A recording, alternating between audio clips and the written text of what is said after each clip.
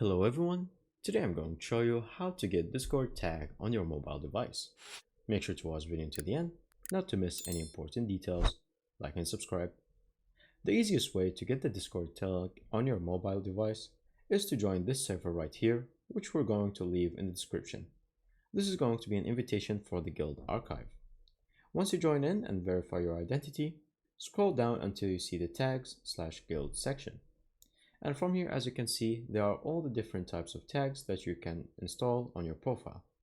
All you have to do is select whichever one that you like the most, for example this one, and it will show you that you need to join the server.